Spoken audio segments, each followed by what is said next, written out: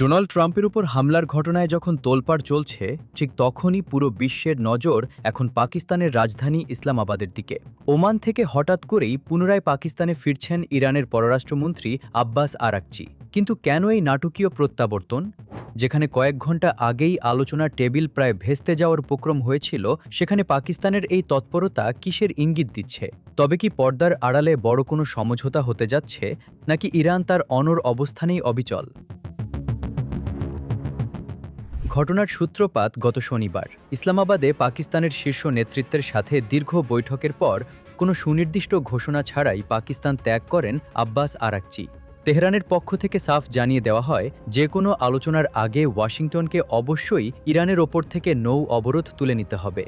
এদিকে ডোনাল্ড ট্রাম্পও তার বিশেষ দূত স্টিভ উইটকফ এবং জ্যারেড কুশনারের পরিকল্পিত সফর বাতিল করেছেন। এতে মনে হচ্ছিল কূটনীতির দরজা বুঝি বন্ধ হয়ে গেল। কিন্তু দৃশ্যপটে হঠাৎ পরিবর্তন। ওমানে উচ্চ পর্যায়ের আলোচনা শেষে আরাকচি আবারও ইসলামাবাদের পথে। পাকিস্তানি কর্মকর্তারা জোর দিয়ে বলছেন, আরাকচির এই ফিরে আসা প্রমাণ করে যে আলোচনার চেষ্টা ভেস্তে যায়নি, বরং এটি কূটনৈতিক প্রক্রিয়ার একটি নিরবচ্ছিন্ন ধারাবাহিকতা। পাকিস্তান এখানে কেবল একটি দেশ নয়, বরং ইরান ও পশ্চিমা বিশ্বের মধ্যে একটি সেতু হিসেবে কাজ করার চেষ্টা করছে।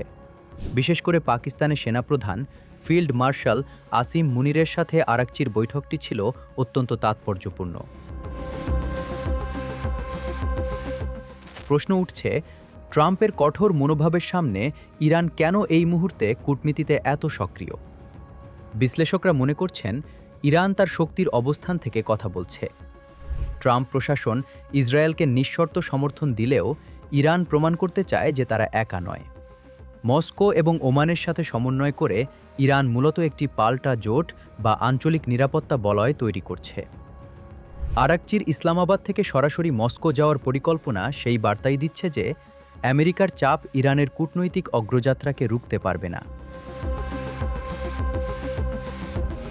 পাকিস্তান কেন এত আশাবাদী? ইসলামাবাদ মনে করছে, ইরান নৌ অবরোধের যে শর্ত দিয়েছে সেটি আলোচনার একটি কৌশল মাত্র।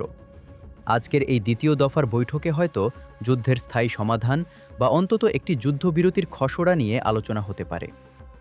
ইরান যদি পাকিস্তানের মধ্যস্থতায় একটি সম্মানজনক অবস্থানে পৌঁছাতে পারে, তবে সেটি হবে মুসলিম বিশ্বের জন্য এক বড় বিজয়। আব্বাস আরাকচির এই সংক্ষিপ্ত কিন্তু উচ্চ পর্যায়ের সফরই বলে দেবে আগামীর মধ্যপ্রাচ্য কার নিয়ন্ত্রণে থাকবে। ইরানের এই সাহসী কূটনীতি কি সফল হবে, নাকি ট্রাম্পের জেদ আরও বড় কোনো সংঘাতের দিকে নিয়ে যাবে বিশ্বকে?